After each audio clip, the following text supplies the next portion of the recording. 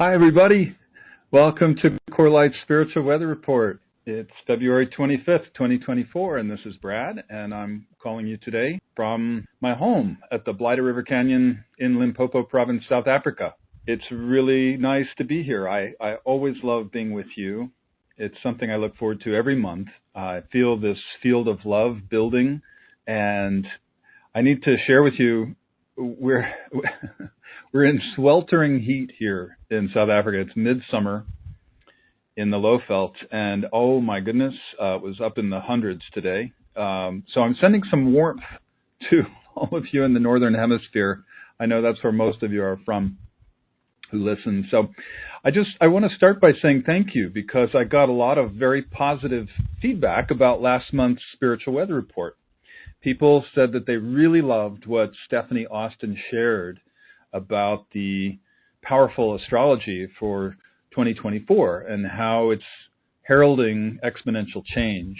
So I'm really happy you appreciated it, because I got such a clear inner prompting to invite Stephanie as our guest speaker last month.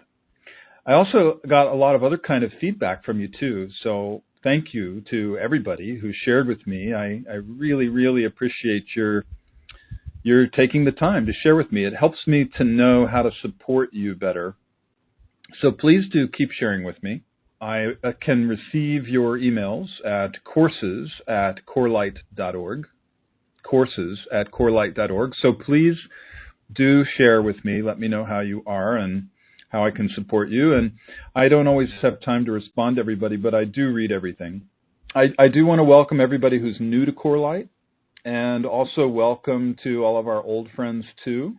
For those who are new, every month I tune in on what's happening in the collective consciousness, and I'm always shown a few key themes to talk about on these calls. So for today, there were 6 themes, and they are, the first one is soul freedom, our highest fulfillment. The second one is transcending the fear of change. The third one is grieving the loss of the familiar. The fourth one is freedom of speech. And the fifth one is neither believing nor disbelieving. And the sixth one, the final, is the rising of the feminine power, equality and paradox. So for anybody who's new to the Spiritual Weather Report calls, I start by offering a guided meditation, and then I speak about the prevailing energies that are affecting us, and also about the spiritual principles that are most helpful for us right now.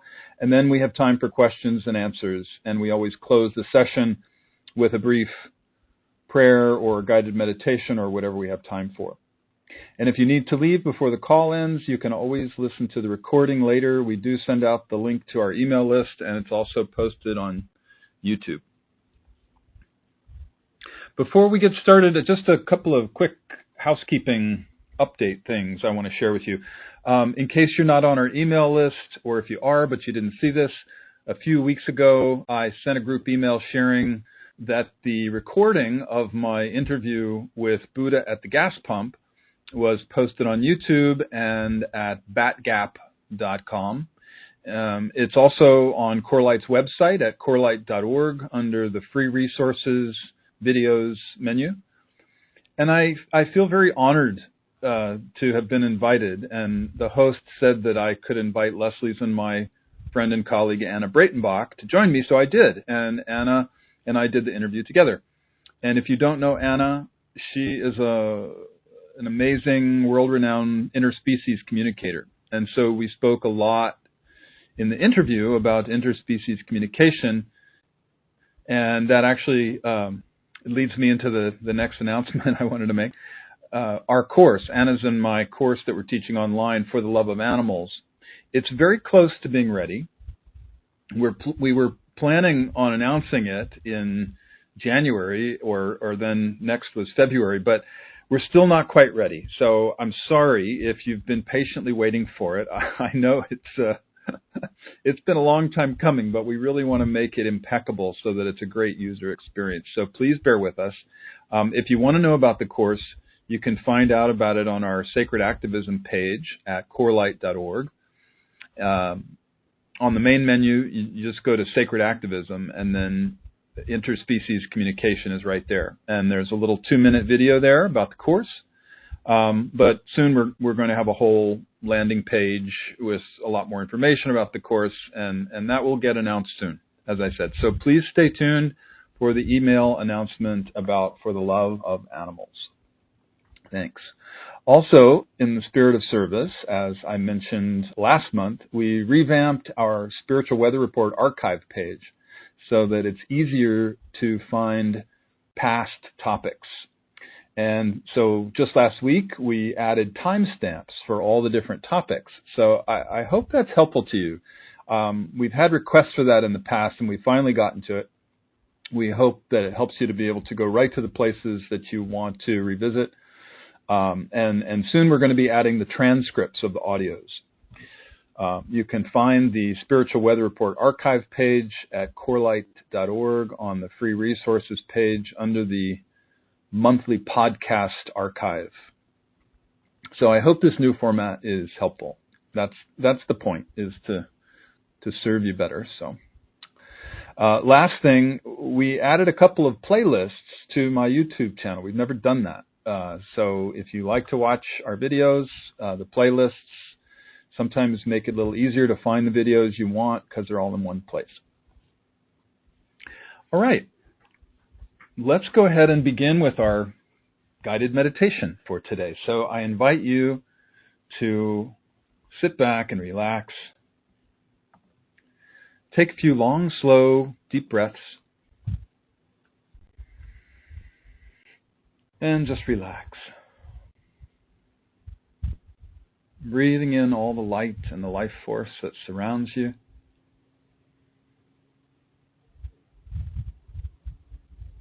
And breathing out any tension that you might be holding on to in your body.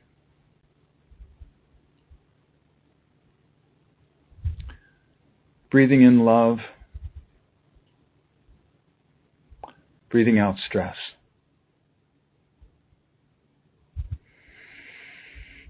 Breathing in peace. Breathing out shadow.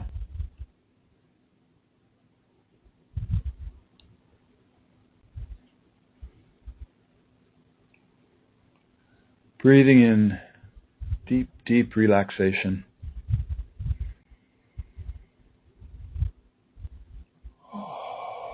And breathing out anything that your body's holding on to. Any blockages.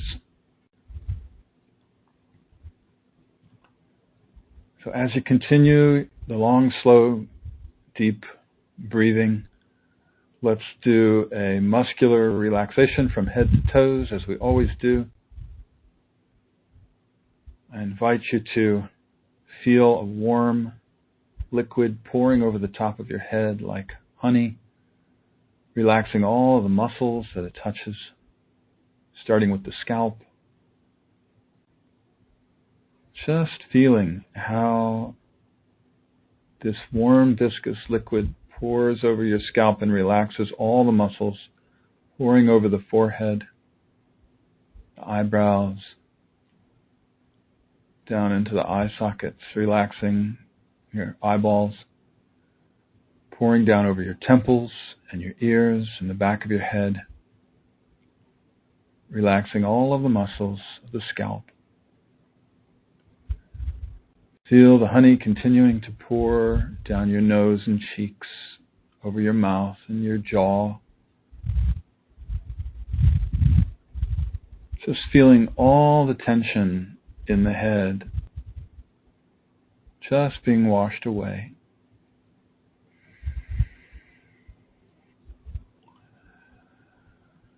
Let's take a moment to consciously put our awareness on the back of the tongue. Relax that area.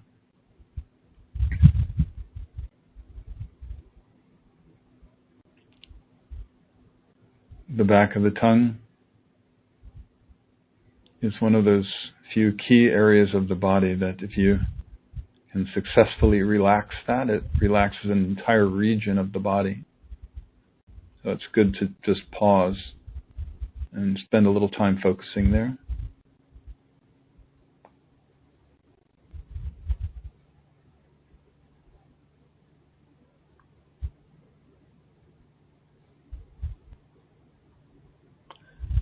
Also, sometimes it's helpful to focus on the eyes.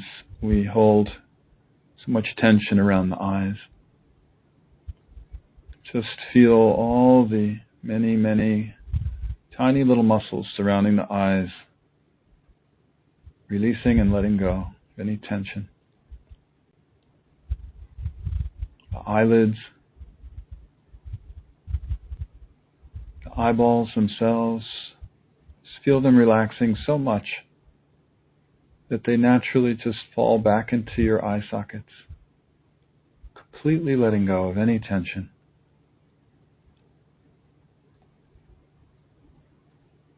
And now feel this warm energy pouring over your neck and shoulders, down your arms, all the way down to the hands and fingertips, sweeping you clean of any tension you're holding on to.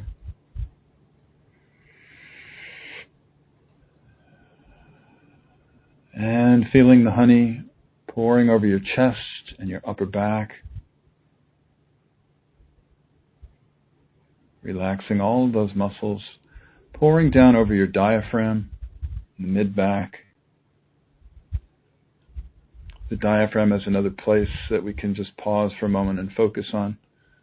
We hold so much tension in the diaphragm. So let's take a few long, slow, deep breaths down into the diaphragm. Just feeling the lungs fully expanding and putting gentle, gentle pressure on the diaphragm and then releasing.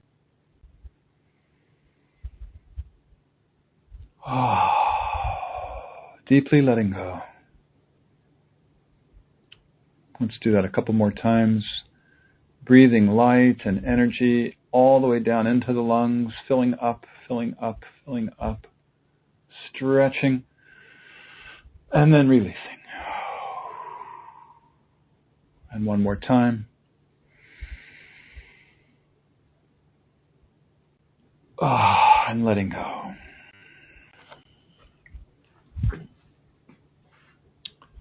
And let's continue to feel the warm energy pouring down over the stomach and lower back.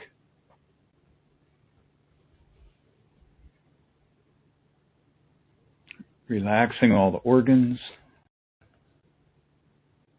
Relaxing the lower back. Feeling this honey pouring down over the buttocks and the front of the hips, the psoas muscles and the genitals. Relaxing all the tension in the hips and in the psoas. Psoas are another place where we hold on to a lot of tension. So just let's take a few long, slow, deep breaths, breathing light into the top of the head, all the way down to the pelvis. Feeling it relaxing, melting the tension in the psoas muscles that run down the front of the hips. And exhaling the tension. And let's do that a couple more times. Breathing light in through the top of the head, all the way down to the hips, psoas muscles. And breathing out the tension. One more time. Long and slow and deep breath. Breathing light into the top of the head, all the way down to the pelvis. And with the exhale, feel all the stress from the psoas muscles releasing.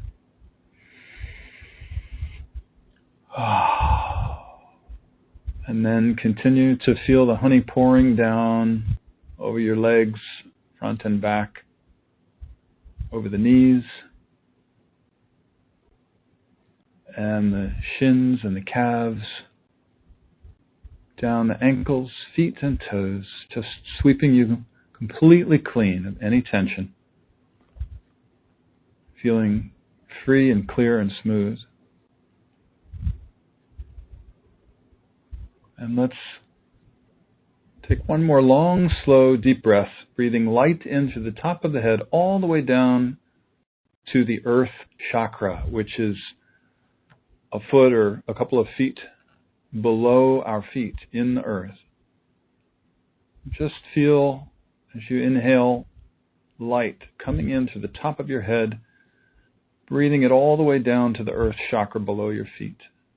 And it's okay if you don't feel this, if you're not able to feel. That's okay. You can visualize it. Just know that it's happening.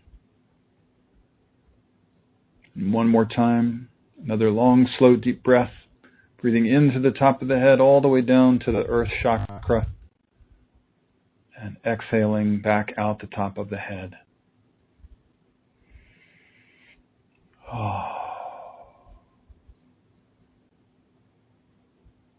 And now I invite you to put your awareness on the root chakra, which is at the base of the spine, the perineum.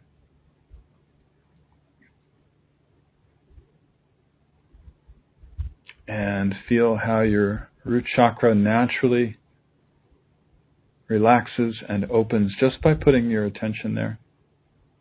Then I invite you to drop your grounding cord down from the root chakra into the earth, all the way down to the center of the earth, the core of the earth. And feel your ground cord connecting with the core of the earth and commingling your energy with the energy at the core of the earth.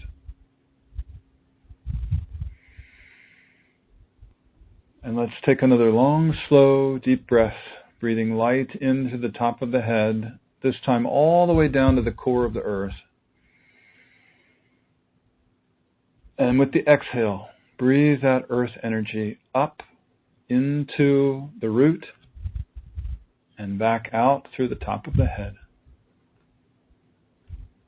And let's do that a couple more times and feel as you do this how grounding this exercise is, how you feel anchored to the earth by breathing light into the top of the head, sending it down through the root all the way down to the core of the earth. And then with the exhale, back up, out the top of the head.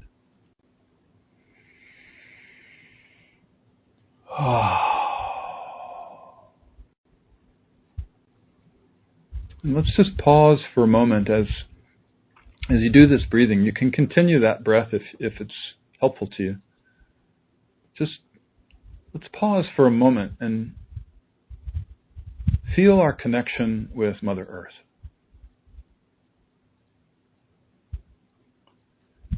Feel it through your feet touching the floor, your buttocks, legs, and maybe your hands, arms touching the chair, back. And just be with that connection between your body and Mother Earth beneath you. Feel how she supports you.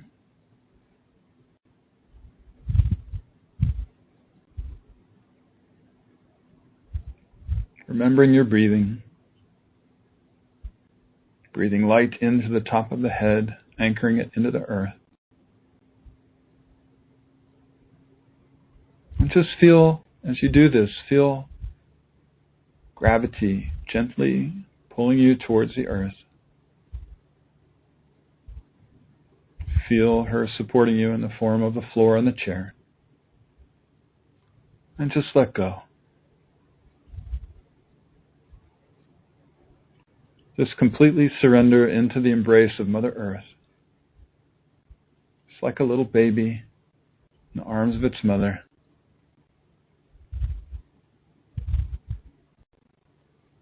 No worries, nowhere to go. Safe, nurtured, completely held, deeply, deeply letting go.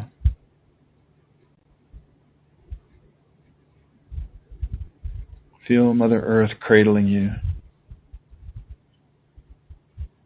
in her arms. Feel the joy. You might get a smile on your face.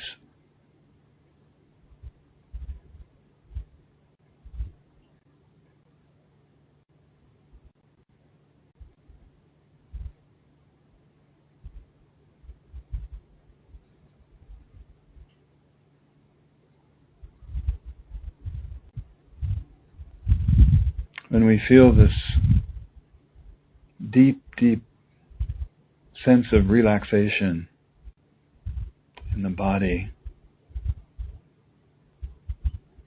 it's the foundation of peace in the body.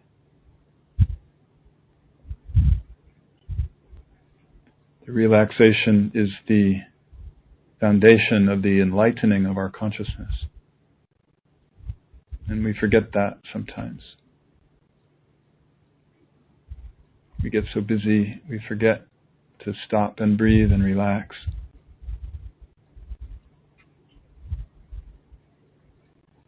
But it is the foundation of our awakening. So anytime we can take these few moments just to breathe and relax, it lays the foundation for the inner peace to develop.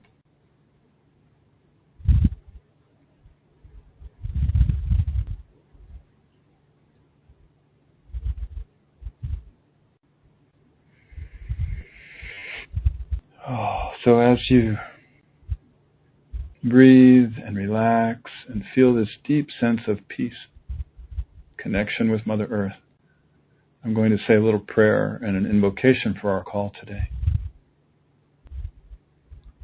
Great Spirit, Divine Mother, Father God, the Self that we all are, we call on all our guides, our highest spiritual guides, all the beings who surround us in the highest love and support. Please surround us in a beautiful cocoon of golden white light and love and healing energy. Guide our conversation today into the highest love, the highest wisdom, and hold our hands as we walk out into the world, into our soul's highest purpose.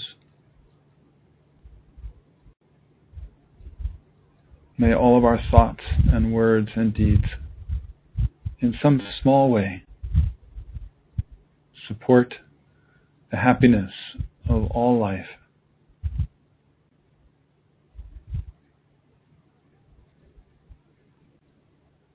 We send a prayer and a blessing of love and peace out to everyone in the world who is suffering, especially those affected by war.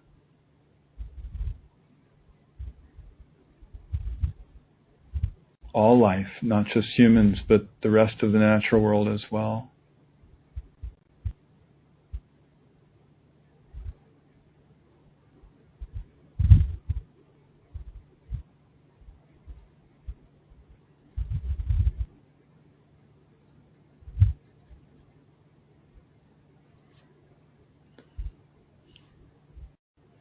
We pray especially for the people of Israel and Palestine and all the surrounding areas in the Middle East, Ukraine and Russia, and we pray for peace everywhere, for an end to war on this planet. Where there is war, help us to sow peace. Please make us instruments of your peace. Please protect and inspire all those who are working for universal peace on this planet.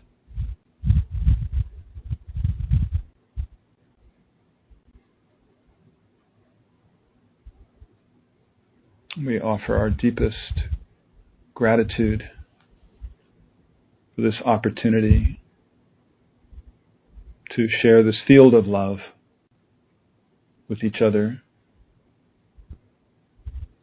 It doesn't matter if you're listening in the future or in present time, because in the field of love, it's all present time.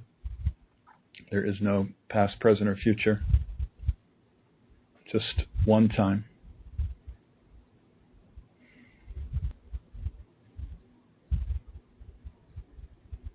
So I thank you for joining in this field of love, and give thanks to Great Spirit.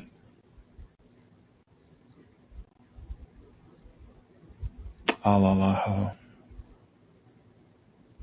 That is Tibetan for isn't it wonderful? We give thanks, knowing this is so. Thank you, thank you, thank you. And then when you feel ready,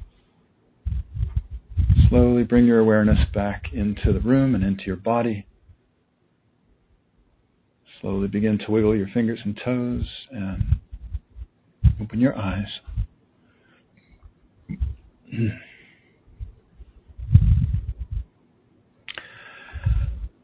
Oh, welcome again, everybody. Gosh, sometimes it's hard to speak after these meditations. I really feel you. Really feel that field of love we're all holding. Hundreds of people around the earth holding together. Before we begin our discussion today, I just need to preface this by saying that I realize there's a wide range of people who participate in these calls, and I know some people have been on a conscious spiritual journey for decades, and others might be fairly new to the path. So it's always interesting for me to try to include everybody. So I feel like I need to start today with what might be a little bit of a reminder for some of you, but it's important to talk about these things so that we're all on the same page. And reminders are always good for all of us, of course. So if this first part feels like a reminder to you, I invite you to just bear with me for a few minutes, please. I promise that I'm going to get to some new insights today later in the call that I hope are helpful for everybody. So the first topic for today is soul freedom, our highest fulfillment. As souls, we incarnate into the human body on planet Earth to experience freedom. The freedom to be what we want to be, to do what we want to do, to love in whatever way we want to love, and to express ourselves in, all the unique and creative and fun and just wonderful ways. And that's the pure joy of an earth incarnation. It's the joy that our souls long for. And when we get a taste of that, it's like heaven on earth. And I'm sure that many of us have had at least a little taste of that at some point in our lives. But unfortunately, we don't always get to do that, right? I mean, we get caught up in the pressures of life that force us into feeling not free. We have to earn money to live, for example. And for many people, that often means having a job that we don't like, or maybe we feel stuck in an unhappy marriage and we think we have to stay in it for some reason. And sometimes we feel like we need to conform to peer pressure or to responsibilities or societal norms of some kind. And so we feel obligated and duty-bound to live a certain way. And so sometimes by doing that, we sacrifice our authenticity. And that's when we limit the soul's expression in the world, which feels confining and unfulfilling. And that's the journey. That's the journey of life, isn't it? It's our personal journey of learning to be free, learning to break free from all the ways that we feel limited. And sometimes it looks like the world is limiting us, but really it's us limiting ourselves. We're limited only by our own ideas and the restrictions that we put on ourselves. And this is what I want to talk about today.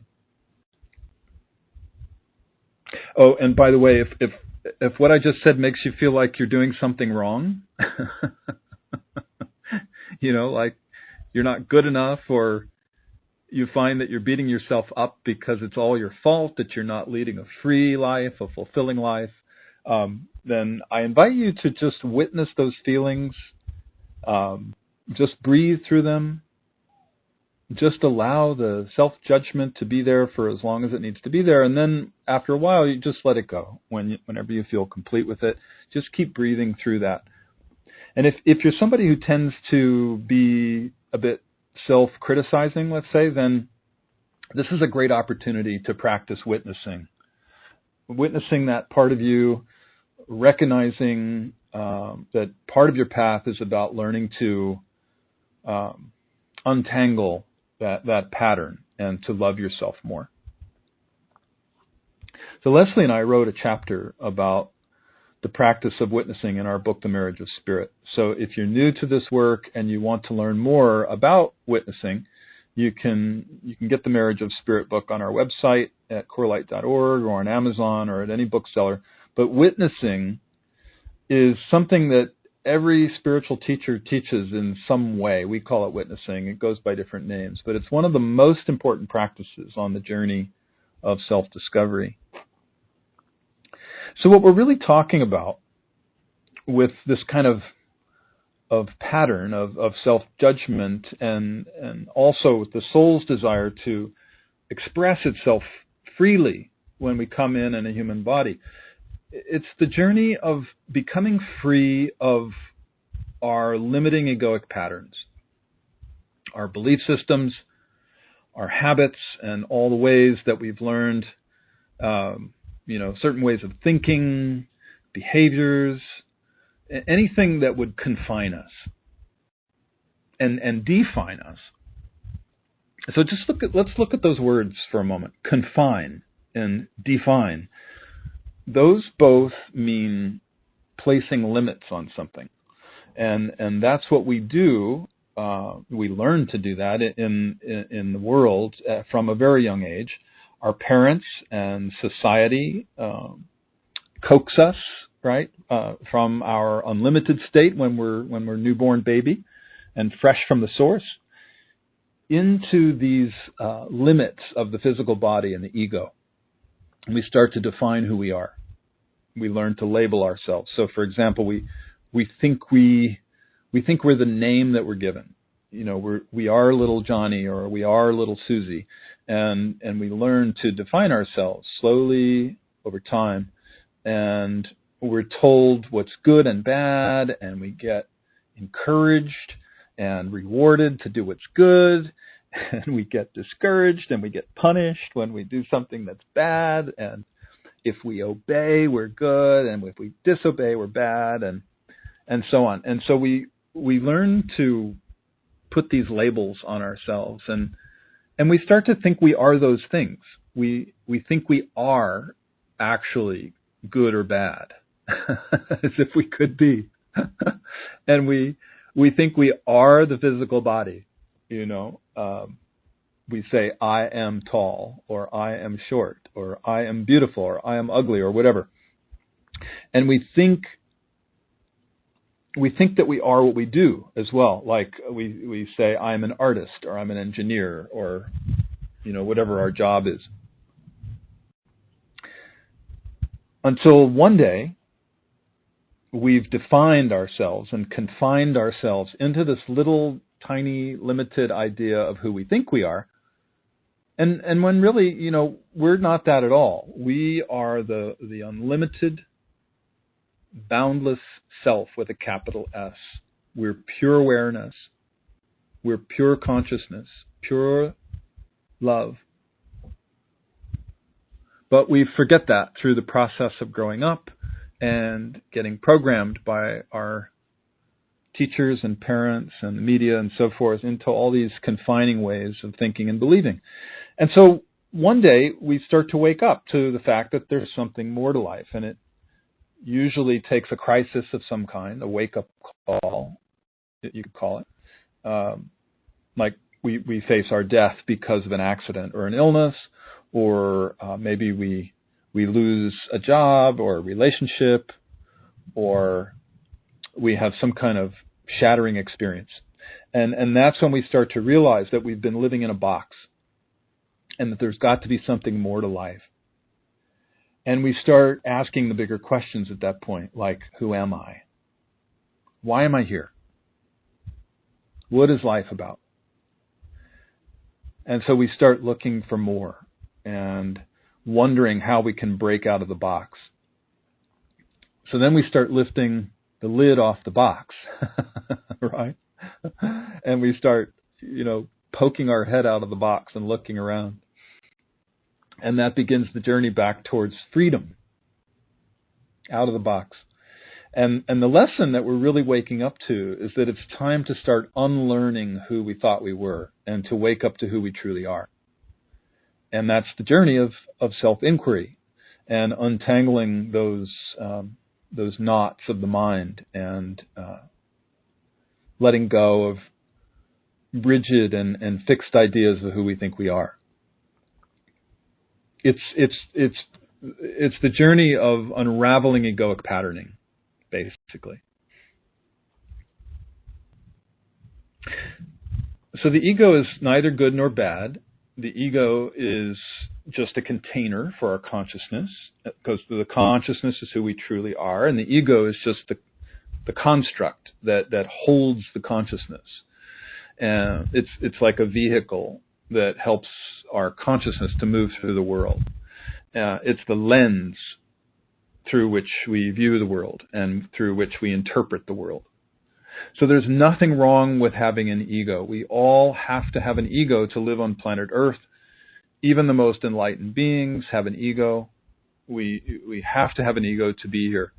It's just that the more awake we become, the more streamlined and refined the ego becomes. So all we're doing on this journey is letting go of those aspects of the ego that limit us and that box us in and that keep us fixed and rigid. We're not trying to kill the ego. I know sometimes the path of self-inquiry can be mistaken for that. And that's not what it's about at all. It's much better to look at it as morphing or metamorphosing, like a caterpillar when it emerges from its cocoon as a butterfly. It's a gradual process of letting go of the aspects of the ego that we don't need anymore. So it's much more like a graduation process. Those old parts of us that are ready to fall away are really just graduating into a new form that's more in keeping with the new us, the reborn us. And as we go through that process of clearing and streamlining the ego, the outer world then reflects that level of clarity back to us. Because the outer world is just a mirror of our own unconscious self. And that's the key. So I wonder if I need to repeat that in case anybody missed it. I'm going to say it one more time because it's sort of the key to the whole thing. So as we go through that process of streamlining, clearing out the ego, the outer world then reflects that level of clarity back to us, because the outer world is just a mirror of our own unconscious self. So as we discover that inner freedom from our thought patterns, things like self-criticism or a lack of self-worth or anger or whatever, shame, the outer world reflects that freedom back to us. And that's when we start to manifest our fulfilling life. It's when we manifest a new level of job or relationship or finances or whatever it is that mirror back to us a new level of that fulfillment and the joy and the higher purpose that we find inside. And so that's the kind of freedom our souls come here to experience. So as we do the self-inquiry and as we do the self-healing work, we learn to love ourselves more. We discover a new level of alignment with that new inner reality that we're finding. And that's what brings both inner and outer freedom. Okay, I think that's good on that for now. If any of that was new to you and you want to learn more about the path of self-inquiry, releasing patterns in the mind, again, I recommend the Marriage of Spirit book that Leslie and I wrote. It's all about that. So that was a reminder for people who've been around for a while. So thanks for bearing with me on that. So, okay, let's talk now about the next theme for this month. The next theme was Transcending the Fear of Change. So far we've been talking about our journey as individuals and how we manifest our soul's highest expression of freedom, our highest fulfillment.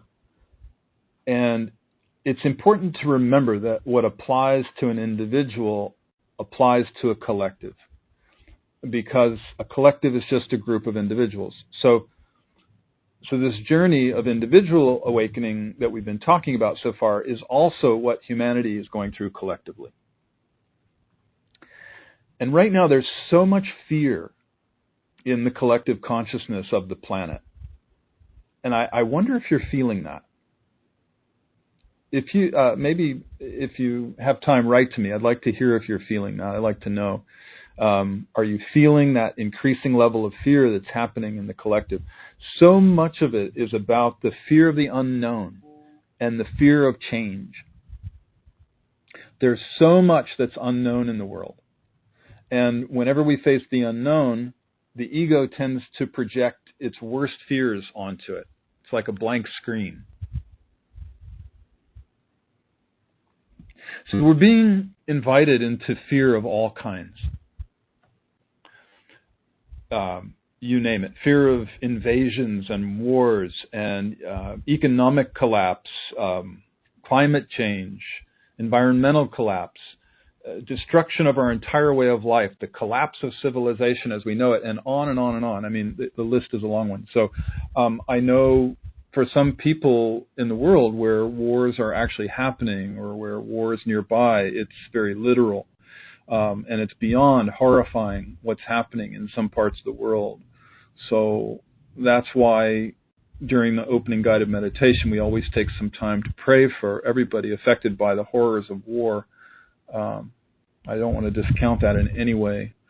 So it's really important right now to practice witnessing the fears and the other emotions, like you might be feeling rage or despair or whatever it is that might be coming up, and to remember that all of that is perfectly natural.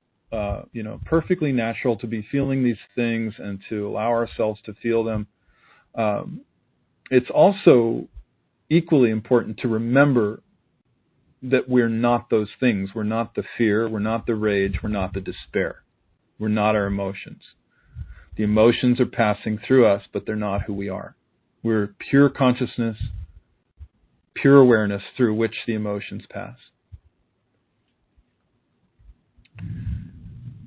So it's critical to feel the feelings, and then at some point when we feel ready, we release them and we let them go, and we return to that sense of inner calm, inner peace as much as we possibly can, and then even into joy as much as that's possible.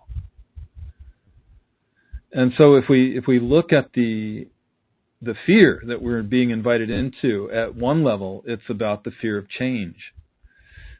And we generally fear change because the ego is about control. The ego is synonymous with control, and so we fear losing control and losing what was familiar to us. And this is all part of the journey of awakening that we go through as individuals and also as a collective. So, so much of this is about transcending this fear of change. So even though the world might be experiencing chaos and trauma and confusion and so forth, at one level of consciousness, it's about the fear of change.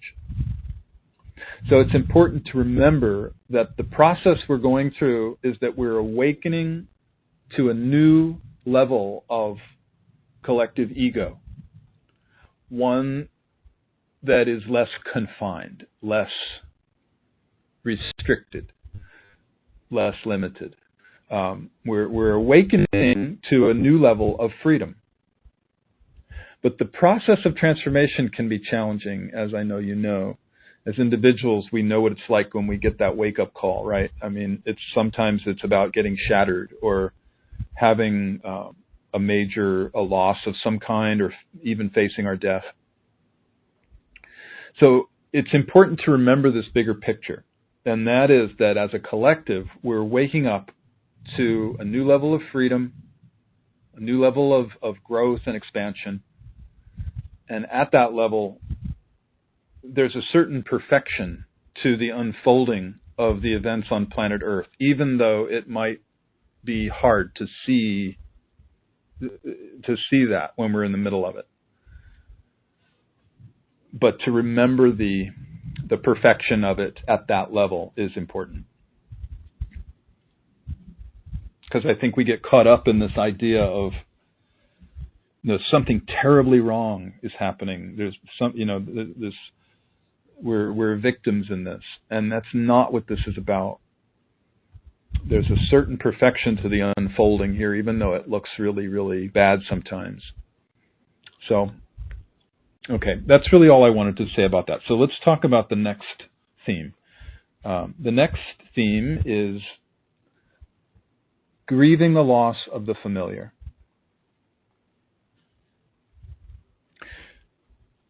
So collectively, we're going through a massive grieving process at the loss of the old forms, the loss of everything we've known, our old way of life, and just in case you need a reminder of the 5 stages of grief, there was a book written by Elizabeth Kubler-Ross a long time ago, and she defined them. And the 5 stages of grief are denial, anger, bargaining, depression, acceptance. So it might be helpful to take a look at where you are with those 5 stages in terms of how you feel about the changes happening in the world and your life in general. Grief is like a soup of emotion. And so I think just sometimes naming these aspects and just doing a little bit of self-reflection on them is really useful and powerful from time to time as we move through these massive changes in the world. I find this particularly helpful with the witnessing practice because it helps you to name where you are in the grief process, and you can then witness it better when you know what it is.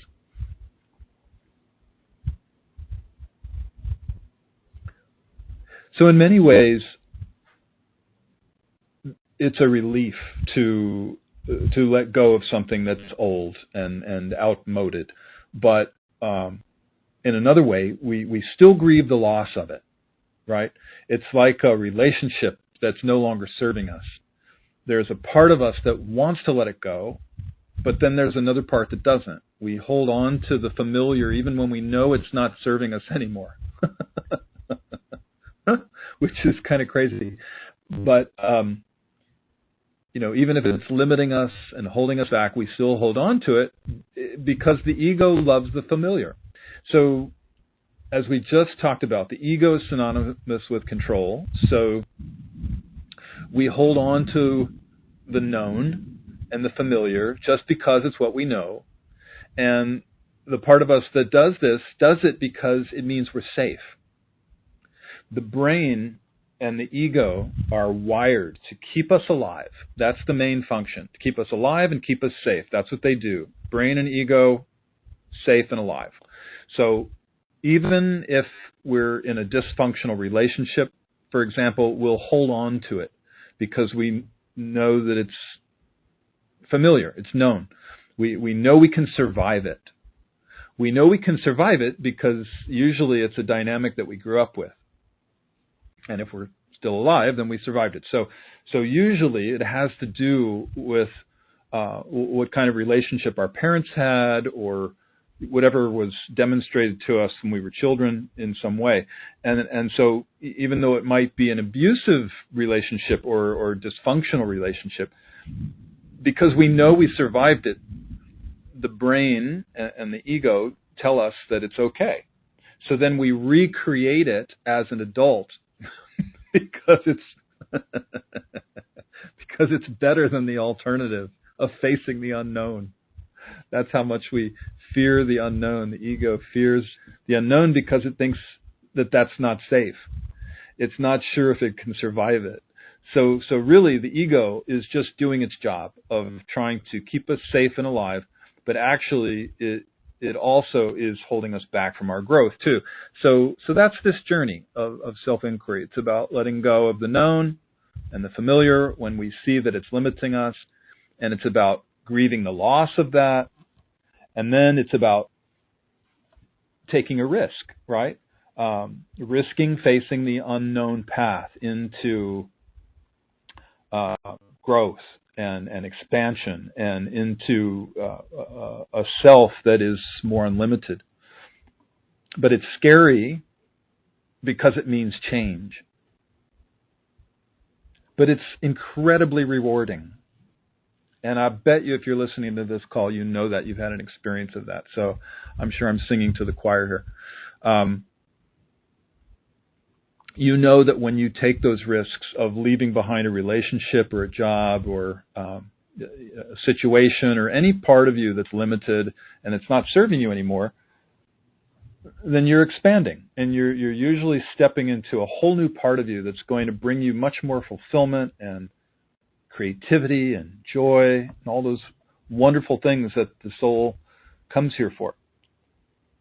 And joy is what's on the other side of grief. That's the path of grief. It leads to joy. So after we've grieved well, we naturally move into those higher and higher states of joy. And as I've said so many times on these calls, joy is the highest manifestation of our soul's journey. It's what we experience when we allow our souls to be completely free and to live our highest purpose. Joy is the highest expression of the spiritual path. That level of joy is why we incarnate. It's why we come to the planet, to have joy. So I think remembering that, I'm here to remind you of that if it's something you'd forgotten. It's so important. It's like the purpose, right? We lose the plot sometimes. And again, this is both for us as individuals and also for all of us as a human collective. We're all collectively stepping into a whole new paradigm of knowing who we truly are. The new paradigm is going to be so radically different from the patriarchal paradigm of the past 5,000 or 6,000 years. We like to call it the new paradigm of the heart, because as we awaken more and more, we live increasingly from the heart. So it's a lot about learning to live in love and learning how to choose love and remembering that love is who we truly are. We're made of love. We are the love. And also, another hallmark of the new paradigm of the heart is that there's more balance between masculine and feminine. And we're going to talk about that today too, especially the rising of the feminine power. But I'm getting ahead of myself. Before we get there, I just want to return to this discussion about freedom to complete that. So the next theme on the list for today is the freedom of speech. So I wanted to start this topic by sharing a little story with you. This is a story about Leslie, my beloved, my life partner of 32 years. As most of you know, she was a teacher of enlightenment for many, many years, and something very unusual happened to her at an event in Marin County, California in September 2001. We had scheduled a 3-day weekend. Was a Saturday, Sunday, Monday, September 8th, 9th, and 10th. And it was on September 10th, 2001, that she almost couldn't make it to the event because she had such a sore throat. And that had never happened to her before. I'd never seen her have a sore throat, especially at an event like that. So she made it. She went to the event, but she spoke through this really clenched throat. And I remember specifically on September 10th, 2001, she said to this group, she was talking about the slow creep of totalitarianism in the world, especially in the U.S. And she said, "Can't you see? They're trying to take your freedoms away." This was the day before 9/11. Oh my goodness. And then, of course, with 9/11, as we all know, it was shortly after that the Patriot Act was approved in the U.S. Congress, and it allowed the next step in that restricting of freedoms in a big way. And so I tell you this story just to share a little bit about my journey of discovering all this. Basically, Leslie grew up under apartheid here in South Africa, and so she, as a young person, was really wired to sense that kind of suppression and oppression that crept along. You know, a new law was passed every year, a new restricting law was passed every year, until eventually there was this massive legal structure of legalized separation called apartheid, separating black from white. And so I kind of, like, if you're like me, if you grew up in America, when I did, I was born in the 60s, and, you know, we were taught that America was the land of the free. And so when Leslie, in the 90s, when Leslie was telling me these things, you know, that we're not free, really, that our freedoms are being restricted, I didn't believe her. It was like I believed every single word that came out of her mouth. I hung on every word she said. Because, of course, she was this amazing, enlightened being. And on this one, I said, "Sweetheart, I'm sorry, I can't. This is America. We don't have things like that happening here. You grew up under apartheid." So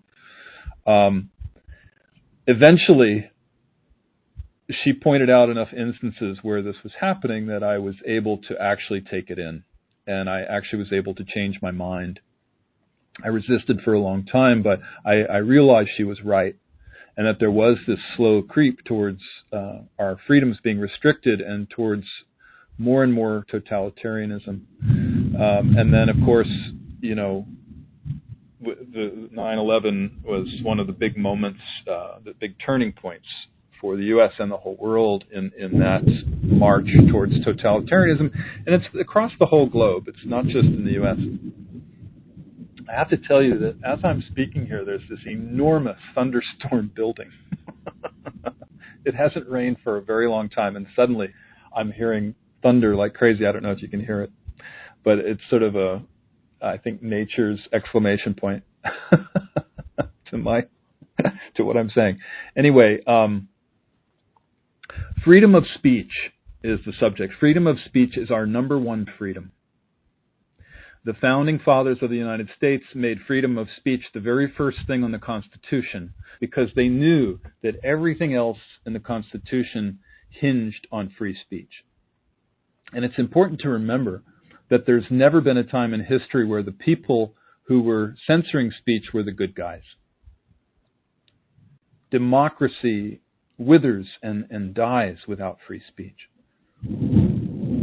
Big clap of thunder right there. The answer to speech that you don't agree with is more speech, not less speech. So censorship is not an answer.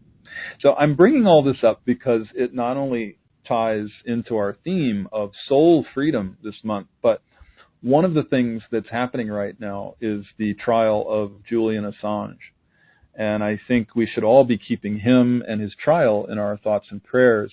If you don't know his story, he's the journalist who started WikiLeaks in the early 2000s, and WikiLeaks is known for publishing a lot of leaked secret government documents.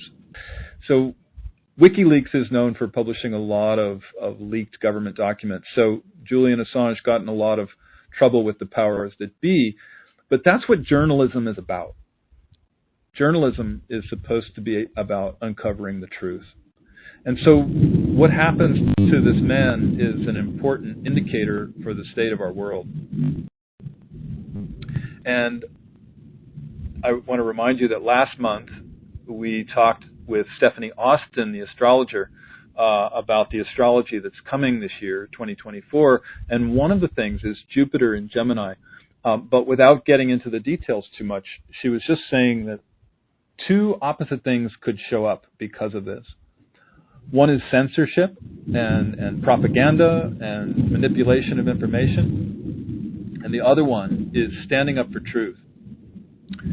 So, for example, when Jupiter in Gemini happened in 2012, we had courageous heroes like Julian Assange, like Malala, the young girl in Afghanistan who stood up to the Taliban, and Edward Snowden revealing the truth. So these amazing people were part of that movement in 2012, and it's happening again this year. We talked about them last month, so I'm not going to repeat what we said, but here we are again in this same configuration. So journalism is under attack. Julian Assange is one of the prime examples, but there are plenty more examples in the world today. And when journalists are censored and can't report on certain topics, and when doing journalism becomes a crime, that's a loss of freedom for all of us. And I spoke extensively on this subject of censorship and discernment in the Spiritual Weather Report. It was April 2023, April of last year. So if this subject interests you, you might appreciate listening to that one. Again, these are on our free resources page under the monthly podcast archive at corelight.org. So I'm not going to repeat what I said on that call, but in essence, it was about the main spiritual lesson for all of us around this issue of censorship is about developing spiritual discernment. As censorship and propaganda and manipulation of information ramp up, it's really important that we exercise our discernment muscles and that we practice discerning the truth. As we do the egoic clearing work, we develop our ability to discern the truth. And since the ego is the lens through which we see and interpret the world, we start to see more clearly when the lens of the ego becomes clearer. So on that April 2023 Spiritual Weather Report call, we did a square on censorship versus letting everybody speak. Big thunder. Or free speech. And so, as I said, if that subject interests you, you can listen to it on the Spiritual Weather Report archive page. If you're new to squares, by the way, I mentioned squares just now. It's a powerful clearing exercise that we share in our book, The Marriage of Spirit. And I explain it on that call if you go listen to that. So, as an addendum to this subject of free speech, I wanted to talk for a moment about the next theme, which is the practice of neither believing nor disbelieving. And I've spoken about this many times before, but it's worth a quick reminder today. I find that practicing neither believing nor disbelieving is one of the most powerful spiritual practices that I do. And I do it all the time these days. It's an aspect of witnessing. It's where you consciously choose to take in information, but you just allow it to be there without judging it, without making anything up about it, without reacting to it. You're essentially practicing a level of spiritual detachment with it, and being neither attracted nor repulsed to it. So when you do this, you can listen to anyone and anything and not feel threatened by it. And the news and people in general, as we all know, are so polarized these days. It's just incredibly helpful to know how to do this practice so that we can just listen and not react, and have compassion for people and just love them no matter what kind of things they might be trying to convince us of. And these days there's so much propaganda and manipulation of information that nothing is what it appears to be. It's all information that is spun to convince us of a narrative that supports an old, outmoded system. It's part of an old paradigm that's on its way out. So it's really important not to get caught up in all that. It's intended to divide us into different groups and to get us to polarize and to get angry with each other, to take sides. So it's empowering to look at everything this way and to not get caught up in the black and the white of things. The truth is that there are a million shades of gray. So if you think you've figured something out and you think, oh, wow, I don't know if you can hear that, but it's really loud here, this thunder. I was saying, so if you think you've figured something out and you think you know who's right and you've picked a side, you're probably caught up in the manipulation. So just be aware. Be aware of the sleight of hand that's happening. Be aware of distractions. Look over here while this other thing happens we don't want you to see. Especially if you're taking in any kind of media lately. It's funny. Maybe it's not funny, but I think it's funny. I was talking with a friend the other day, and he reminded me that so few people believe the mainstream media anymore, or even watch it anymore, that it's no longer considered mainstream. I know a lot of people are just calling it the legacy media now for that reason. It's not mainstream anymore. It's just old. It's I had to laugh when this friend of mine was telling me this. He said it reminded him, we're about the same age, so he said it reminded him of the way Russians used to talk about their newspaper, Pravda, back in the 1980s before the collapse of the Soviet Union. Because everybody knew it was all about propaganda and manipulation. So to conclude on this topic, two key practices to help us navigate the onslaught of manipulation of information. They are, number one, practicing discernment of truth, which is a spiritual practice. And I did talk a lot about that, as I said, in the April 2023 Spiritual Weather Report. And number two, practicing neither believing nor disbelieving. Both are good. I hope it helps. Okay, so now we're moving on to the final theme for the day. It's called The Rising of Feminine Power, Equality and Paradox. So, as I mentioned, Leslie's and my friend and colleague Anna Breitenbach and I were interviewed on this online show called Buddha at the Gas Pump, batgap.com. And there was one aspect of the conversation that I thought was worth elaborating a little bit on today. Anna and the host of the show, Rick Archer, a lovely man, they were discussing the subject of what's called the hierarchy of the evolution of life. And that's the concept that some species are more highly evolved than others. And that, for example, like humans have a higher evolution than other life forms on the planet. And I'm familiar with this idea through reading spiritual books and listening to talks by spiritual teachers. One example is one of the books that discusses this idea is Autobiography of a Yogi by Paramahansa Yogananda. I'm sure many of you have read that book. It's a classic. It's one of my favorite books of all time. I've read it countless times.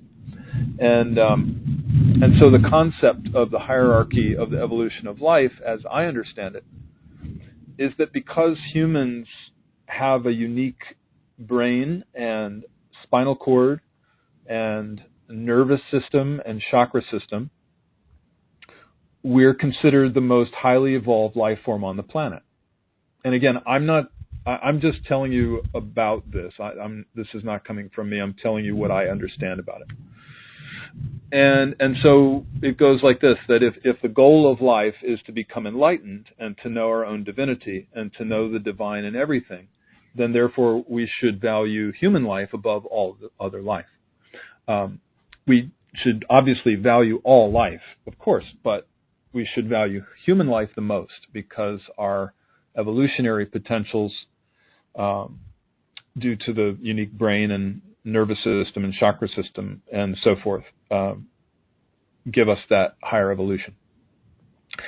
So the example that gets used in this explanation of this concept is that if you had to choose between killing either a mosquito or a human child, which one would you choose? And of course, most people would say, well, of course, I'd kill the mosquito. I wouldn't kill a child. And that's common sense. It makes logical sense to think about it this way, of course. And another example is that like if somebody has some kind of potentially fatal illness, and if they can take antibiotics to kill the bacteria that's causing the illness, then of course most people would take the antibiotics to kill the bacteria rather than lose a human life. But bacteria is still a life form, so the argument goes that we're valuing the human life over the life of the bacteria. And all of these examples like this make logical sense. But on the call, Anna said something really important about this in the interview. And I also used to hear Leslie saying the same thing. What they said turns this argument on its head. So I feel it's really important to highlight this today because it's something I like to talk a lot about on these calls whenever I can. And what Anna and Leslie said was that although that argument makes logical sense, it's not their experience when they communicate with other species. So specifically on this BatGap interview, Anna said that when she communicates with other species, and if you know about Anna's work, then you know she gets very accurate, very detailed information from the other species, and Leslie used to as well. Very attuned, very merged with the other species. And what Anna said was that her experience in communicating with other life forms is that they're all equally evolved. So at that level of consciousness, there's no valuing of one life form over another. At that level of awareness, a human life would be equal to a mosquito or a tree or the vegetables in the salad or even a rock. And so I know sometimes that's very hard for us to imagine or just to take in or fathom. But all Anna was saying is that that's her experience. When she's in that state of merging with another species or another being, that's her experience. And I've been in that state too. And I know the truth of that experience. I've merged with animals. I've merged with trees and other life forms. And I have felt that equality of life between us as well when I'm in that state. So this whole argument was very puzzling to me because I understand both sides and I could feel the truth of both sides of that argument. And so for several days, I took quite a bit of time to meditate on all of it. I meditated on the traditional, spiritual, or call it religious view that of the, quote unquote, the hierarchy of the evolution of life, as it's called, which, for all the reasons we've discussed, makes total logical sense. And I also meditated on what Anna was describing as her experience and what I remembered my own experiences were like with the equality of life, which seems to be the polar opposite of what this traditional religious view is. And so the big aha moment that I had was that I realized that we're dealing with a masculine versus feminine approach. And it was a huge breakthrough for me. So I wanted to share it with you today and explain a little bit more about what I realized, because it feels like an important collective process that I think might be helpful for us. So if you look at the ancient Taoist tradition, Taoism is the symbolized by the yin-yang symbol, the masculine, feminine, the swirling black and white ball. And in the ancient Taoist tradition, two of the yang or masculine powers are hierarchy and logic. And that's what we're describing here around the hierarchy of the evolution of life, which, like we were talking about, it makes perfect logical sense. So it's a hierarchical and logical and yang or masculine approach. And so then I asked myself, well, what are the opposite yin powers, or the feminine powers in the Taoist sense? And the opposite of hierarchy, do you know what the opposite of hierarchy is? Can you think of it? In the traditional Taoist sense, it's egalitarianism. And egalitarianism means that everything is equal. And that's what Anna's and Leslie's and my experiences are about. So on the call, Anna was describing that experience of the equality of all life. When we merge with other life forms in that way, when we're practicing interspecies communication, no life form is more valuable than another. There's no higher or lower, nothing more evolved or less evolved, no superior, inferior. All life is equal. And then I thought, well, wait a minute. That means they're both right. It's not an either or. It's not an adversarial argument. It's complementary. It's the yang and the yin, both being so-called right, both having their place in the circle of life, even though they appear to be opposites.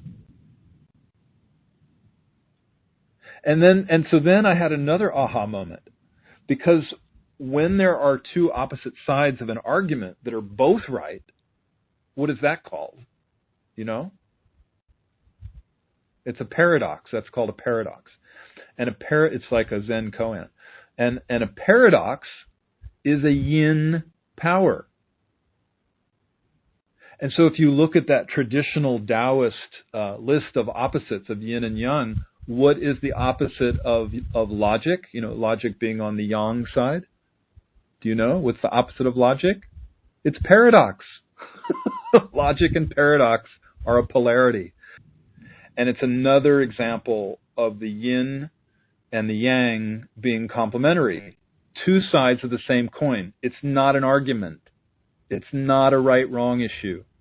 It's a polarity of logic and paradox being equal and opposite. And this is the masculine and the feminine. This is like, this is so important. It's like, this is what we're dealing with in our world. It's one of the hugest polarities we're working with, is this masculine, feminine thing, yin and yang, right? So I guess because this more or less got shoved in my face this month, I thought it was a sign that I should bring it up with you today and share it on the call.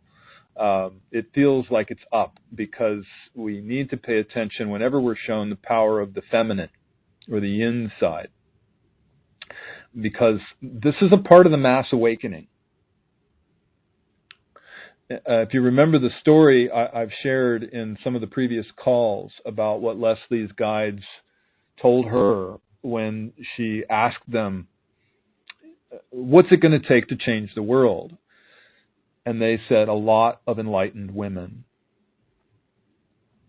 And they also meant also enlightened men who are developing their feminine sides and honoring women too, and supporting and encouraging women to develop their yin side. So because the yin side has been disempowered for so many thousands of years in the patriarchal era, now it's important for both men and women to honor and value and develop this yin power, the feminine powers, to raise them up into equality with the yang, or the masculine powers. So I share this with you so that you can be on the lookout for how the power of the feminine is rising in your world and inside of you. I even thought a powerful exercise that we could all do for the next month is to meditate on the list of yin qualities, or the feminine powers. And I invite you to focus on them, meditate on them, see how they're playing out in your world, see if you can feel their power. You could look them up online, but I can also just read them out to you right now. Do we have enough time? Okay, I'm going to try to do this just so it's here for you. As I read them, remember that one side is not good and the other bad. One side is not weak and the other strong. They're both powerful in equal but opposite ways. The yin is the inner or invisible form of power, and the yang is the outer or visible form of power. And remember, it doesn't matter if you're in a man's body or a woman's body or transgender. We all have both yin and yang inside us, and the yin is equally as powerful as the yang, even though our culture tells us differently. We're taught that the yang is strong and superior, and the yin is weak and inferior. Okay, so here's the list. The first word I say is going to be the yin, or the feminine side, and the second word I say will be the yang, or the masculine side. Receptive and dynamic. Cooperation and competition. Paradox and logic. Non-linearity and linearity. Emotion and mind. Egalitarianism and hierarchy. Community/sharing and individual/self-sufficiency. Diffusion and focus. Slowness and speed. Flexibility and rigidity. Softness and solidity. And then there are a couple of pairs of words that I added myself. Process-oriented and goal-oriented. Vulnerability and invulnerability. So we can all meditate on these pairs of opposites, and we can journal about them. I wrote down a few questions if you wanted to maybe consider these as an exercise for the month ahead. 4 questions. How do you embody these qualities? Number 2, how do you play them out in your life? Number 3, do you view any of them as weak or inferior? Last question, do you honor your yin power and see the yin qualities as part of your strength? So lastly, as part of the exercise, you can also do some of the self-inquiry work around these, if that's something that you like to do. The marriage of spirit practices are great tools to use in this kind of situation where you're working with polarities. So you can do triangles or squares with any of these polarities. And so I wish you the best with that for the next month if you choose to do it. It should be very empowering. All right, my friends, I think that's the end of our discussion for today. So I'm going to fit in some questions now, questions and answers. I hope that you can still hear me through the storm. I first want to thank you again, as I said at the beginning of the call, thank you for all the sharing that you send to me, all the questions you write in. I really, really, really appreciate hearing from you. It helps me to know how you're doing and to know how to support you. And in case you're new, the way this works is you can email your questions in advance to courses@corelight.org. It's not possible for me to answer all the questions, but I do read them all, and I do get to as many of them as I can. And as you know, I'm sure you know, if it doesn't get answered by me, an answer always comes from somewhere. It comes in a dream, or a book, or an insight in meditation, or from another teacher, or somehow an answer will be brought to you. All right, let's see. First question is from Karen. Do you know what's happening on a spiritual level with people with dementia?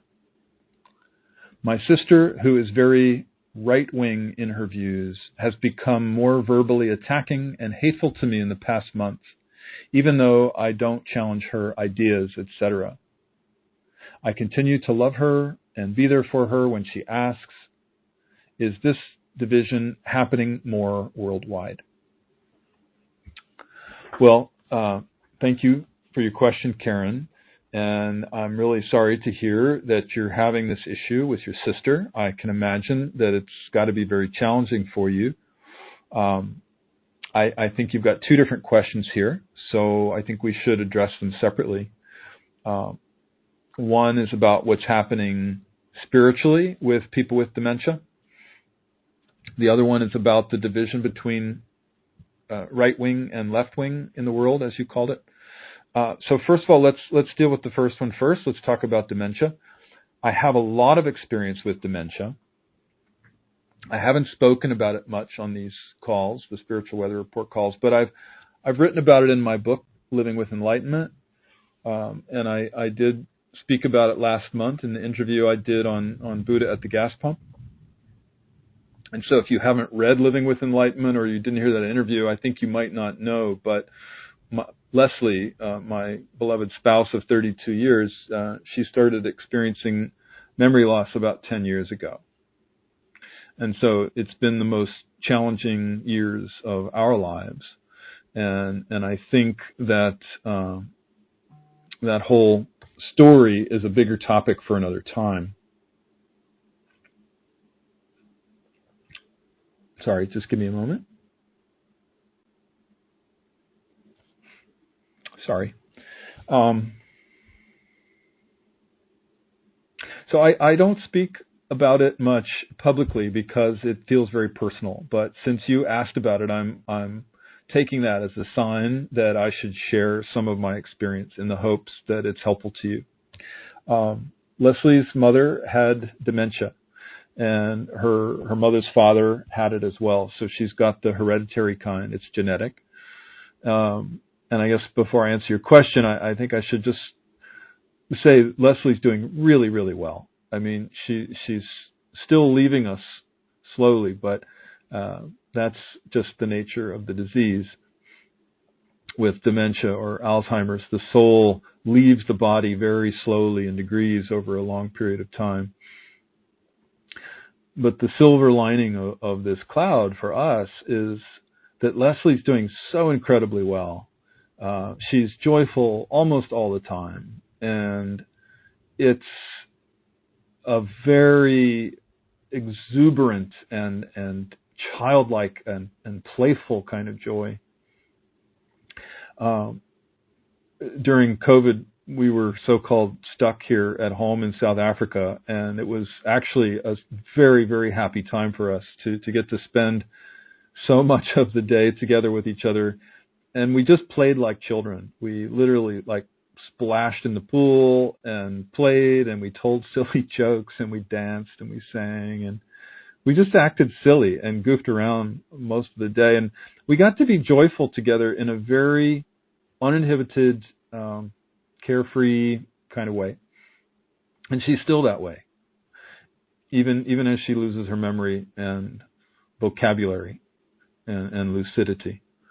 So this leads into your question about what's happening spiritually with people with dementia. I can share with you my own personal experience with Leslie around this. It's led me to,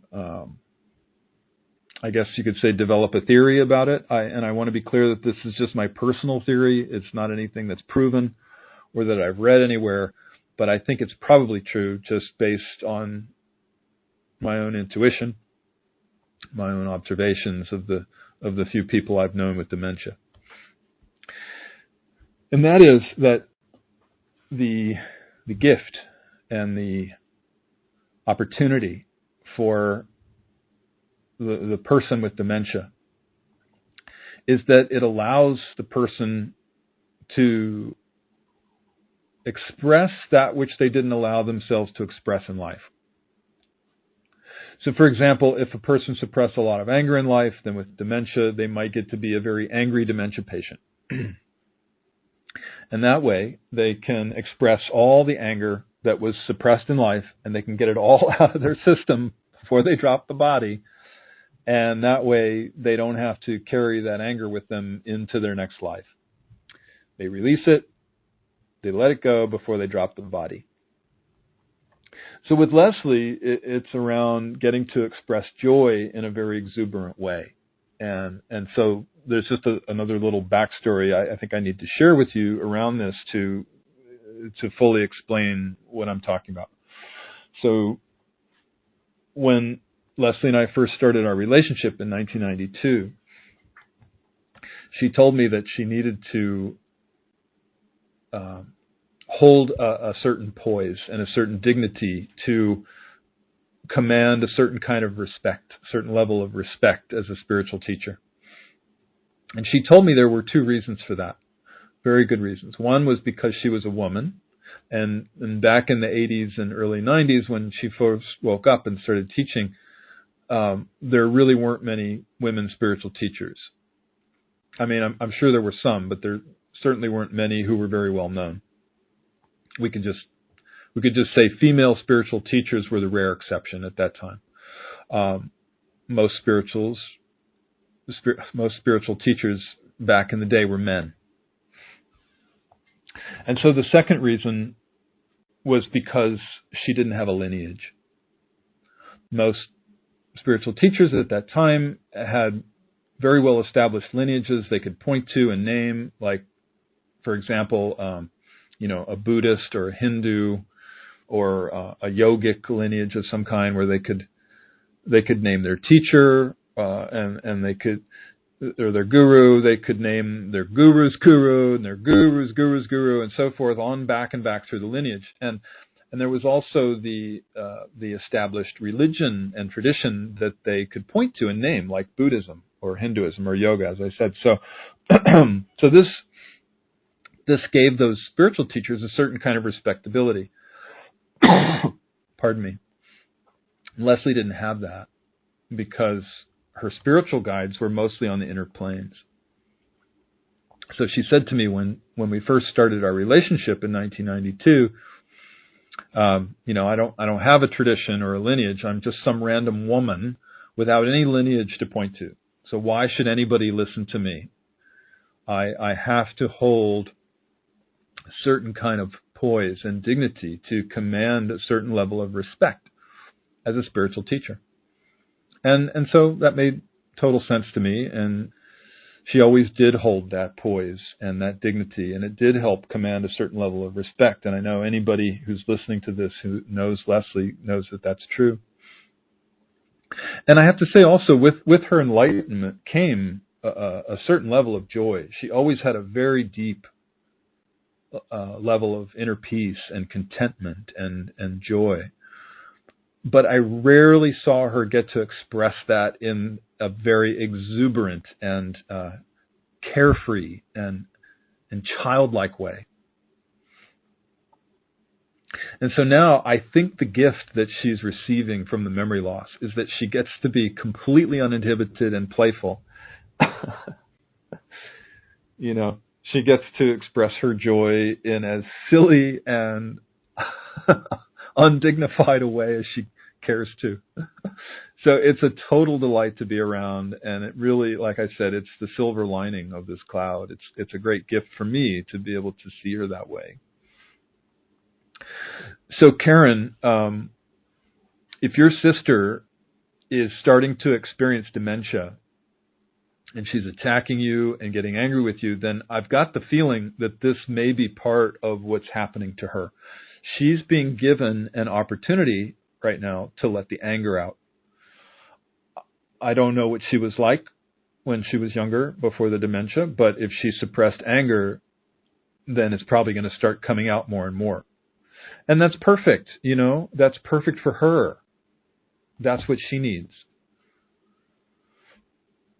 And also, I think that dementia magnifies what's already there, too. For example, with Leslie, she cleared the ego completely. So there's not the emotional baggage there. And so it's the joy that gets to be magnified. There isn't the other egoic stuff to release now. But with your sister, I wonder if maybe she was working out anger issues in her life. So whether the anger was suppressed or was already rising to the surface, maybe this is her opportunity to do the clearing of it. And if she's attacking you about ideologies, then maybe it's something about being able to express her opinions that she's working through. I don't know. Whatever it is, I have the feeling that she's going to be doing more of that rather than less of it. And it's all in service to her being able to let it go. So for you, I think it's great that you know how to love her and to be there for her, as you said. It sounds like you're not taking it personally, which is perfect. You're seeing that it's not about you, right? This is about her. So I'm sure you're being a great support to her in that way as she goes through this difficult passage. And hopefully you can continue to practice that level of love and support for her, as well as making sure you take care of yourself. Let me say something about that. The self-care is super important for anybody supporting someone with dementia. Many people who care for dementia patients tend to do too much, and they self-sacrifice, and then they get sick themselves. It's a hugely demanding job, especially emotionally, to be there for somebody with dementia. And so it's not uncommon for the carer of the dementia patient, especially if it's a spouse, to leave their body before the person with dementia leaves their body. I know it's true for me. I was heading in that direction with Leslie before I reached out to get support.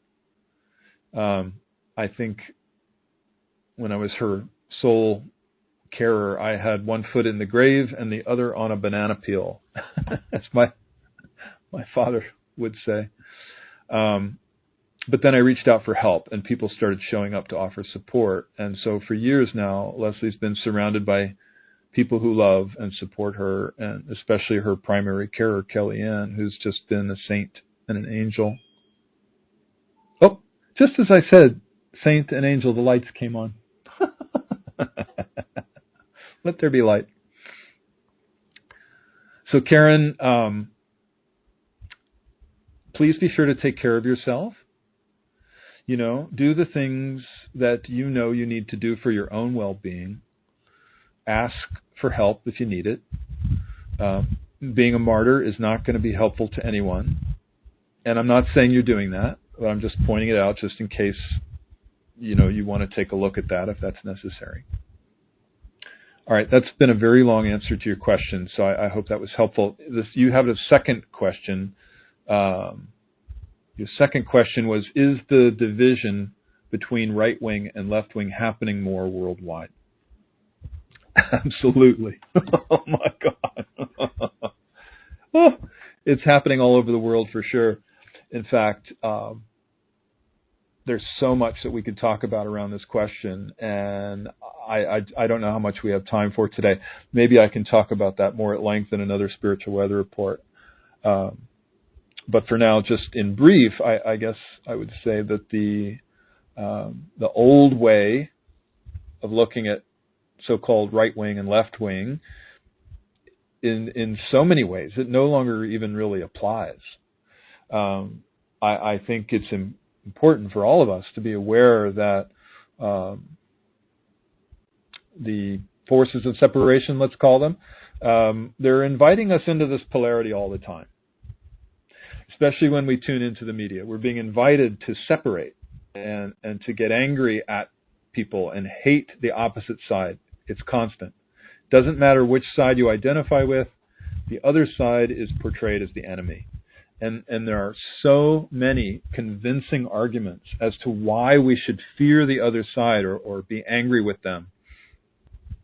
So we talked about this a little in the call today. I guess it's just super important to practice the things we talked about in the call today, to practice witnessing our emotions and our judgments when any of this happens, to practice letting the divisions and the separations go.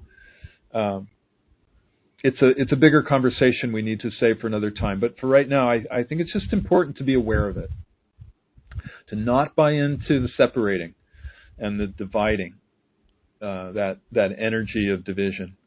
Not to get sucked into anger and fear and especially hatred of the other side. What's, I think, extraordinary and hopeful is that for many people, that polarity of right and left is actually coming together in a new way now. And I know I have to be super careful about how I talk about this because it's such a sensitive area for so many people. I think nowadays, whenever you talk about right and left, you're walking through a minefield, and people get really easily triggered because it's such a hot button. But I do think it's extraordinary to see that many people who used to identify as either left-wing or right-wing, they've let go of those labels. And as we talked about, labels are limiting. I think for many people now, it's much more about a search for truth, rather than thinking that the truth is owned by one side or the other anymore. It's a search, right? It's a search for higher principles like truth and equality, fairness, peace, freedom. We talked about freedom today, compassion, all these higher ideals that we'd all like to live by. You know, the philosophy that we talked about earlier today, that between the black and the white, there are a million shades of gray. And I think the truth lies in seeing that. Otherwise, we get stuck in the black and white, in the polarized thinking. You know, you're either right or you're wrong. You're either with me or you're against me. You're either on the left or the right. So that's just old thinking. It's part of the old paradigm. It's being stuck in duality. It's polarized. It doesn't allow for those million shades of gray and for the beautiful diversity of opinion on our planet. It doesn't allow for the freedom. We talked about freedom so much today. It doesn't allow for that freedom to speak how you feel and to search for the truth by hearing other people's opinions, allowing people to speak. No one side has a monopoly on the truth. No one side has a monopoly on those higher principles that I just mentioned, those ideals: equality, fairness, peace, freedom, compassion, all of those. And that's where we're headed as a species. We're planting the seeds right now for this kind of beautiful world to manifest. And it will manifest. It's coming. But right now we're on a roller coaster. We're going to be on the roller coaster for a little while longer in order to get there, but we're getting there. So anyway, I think many people are waking up to this truth and realizing that there may be some truth to both sides, some truth in the middle. It's about using our own discernment to decide what resonates as truth for ourselves without getting locked into those ideologies of right or left. It's about keeping an open mind. It's about practicing discernment, like we talked about. Anyway, let's end there. Next time, maybe we can explore this a little bit more because it's a really important topic. And thank you, Karen. I really appreciate your excellent questions. I hope this has been helpful to you. Okay, we have time for one more. Next one is from Kate. Is there such a thing as dark, evil energy that can attach to or attack people and impede them on their path to awakening? Or is this just a superstitious mental concept? I'm considering this on a micro level as people in personal relationships and a macro level, wondering what Leslie ever had to say about this when she was working on the inner planes to resolve conflict and end suffering. My experience and my understanding of this is that it all depends on the level of consciousness from which you're viewing the situation. And I know this is also how Leslie talked about it. From the highest level of non-dual consciousness, there's no such thing as good and evil and light and dark. It's all one. When Leslie used to talk about her work on the inner planes, resolving collective conflict and suffering, when she was in deep meditation, she was processing consciousness at that level of the unified field where polarity resolves into that oneness. But at another level, where the duality exists, yes, there are energies that can attach to people or attack people. I know a lot of that happens on the lower astral plane. I know there are people who specialize in helping remove negative entities and dark energies that are impeding us and that kind of thing. But we can also learn to do our own form of processing of consciousness where we heal those things, because the ultimate truth is that there's nothing outside of us. Nothing outside of us. They say it's all an inside job. So if we're in a relationship with somebody who is attacking us at any level, whether it's physical or verbal, emotional, energetic, it's important to learn how to process and heal that, because those negative or or dark aspects that appear to be attacking us are actually just unconscious aspects of us that are trying to come home. So when we learn how to work with consciousness in that way, and we learn to make the unconscious conscious, which is what this path is that we teach, we can reconcile the polarities and we can resolve conflicts at that level. And so actually that's one of the main benefits of the marriage of spirit, pardon me, the marriage of spirit practices. The book that we wrote called The Marriage of Spirit teaches these little simple but powerful practices. And those exercises, they seem like really simple little journaling techniques, but they're actually incredibly powerful for making these unconscious aspects of us conscious. And so that's how we heal and how we integrate these split off parts of us that our partners and our family members are very graciously acting out for us.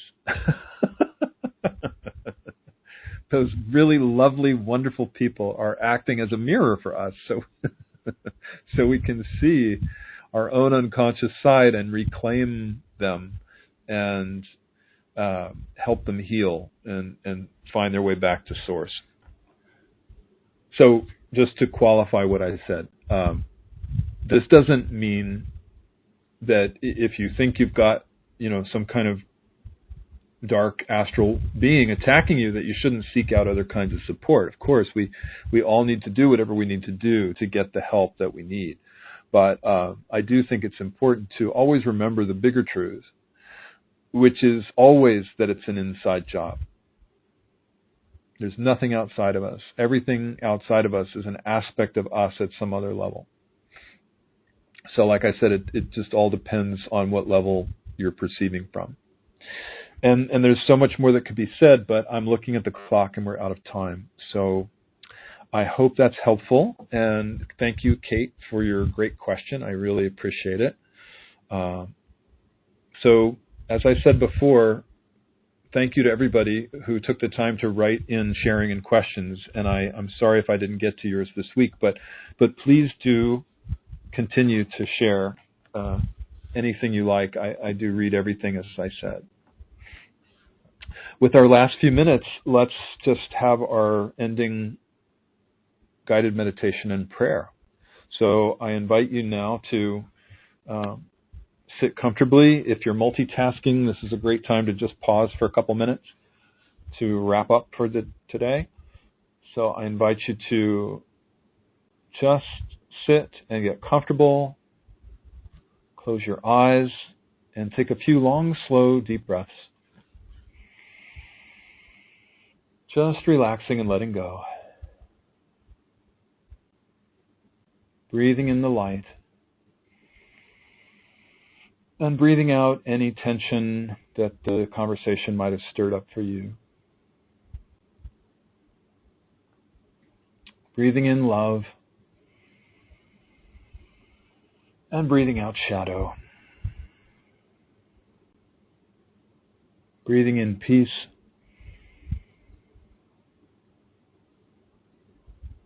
Breathing out any blockages that you feel in your body.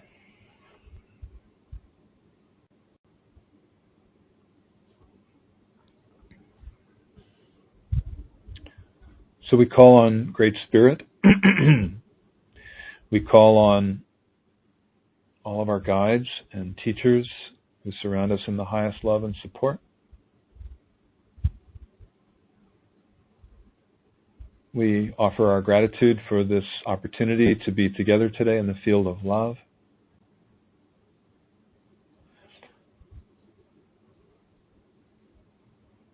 We'd like to make an offering of some of the polarities that we mentioned on the call today.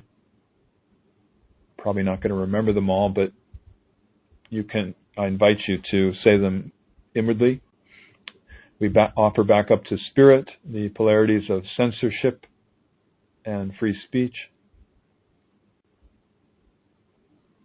logic and paradox, egalitarianism and hierarchy, yin and yang, left and right, black and white,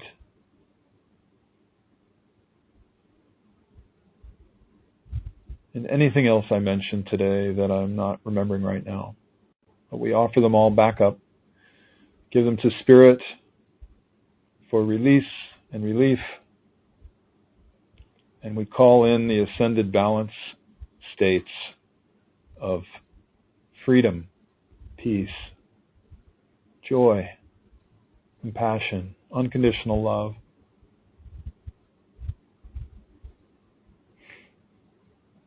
highest healing, forgiveness,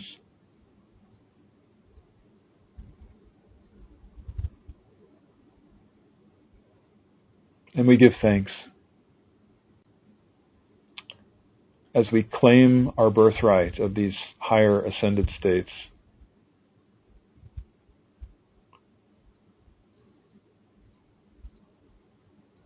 This is who we truly are. We are the love.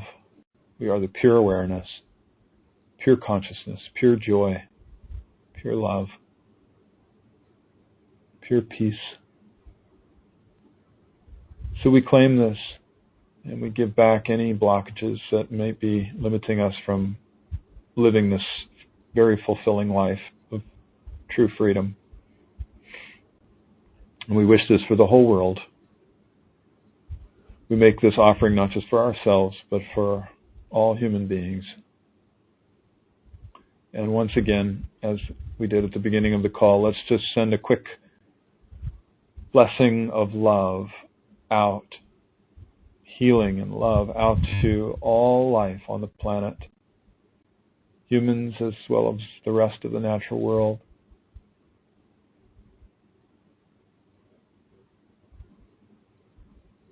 May all of our thoughts, words, and deeds help towards the happiness of all beings. Please make us instruments of your peace and your joy. We are your hands and your heart and your voice on this earth.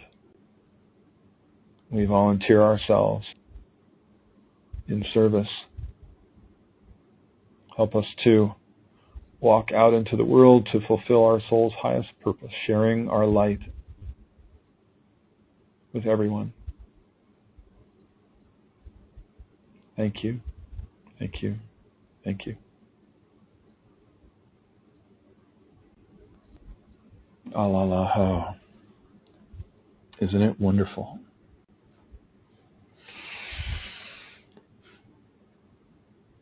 When you feel ready, I invite you to slowly bring your awareness back into your room and into your body.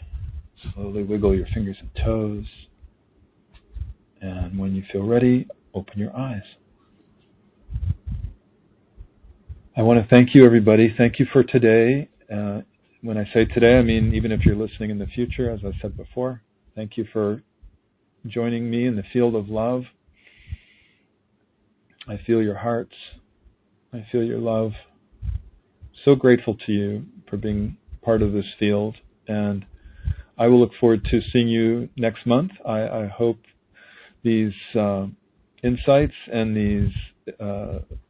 these exercises, the practices, are helpful to you. And I did hear from some people about last month's exercise, the exercise of practicing Don't Worry, Be Happy.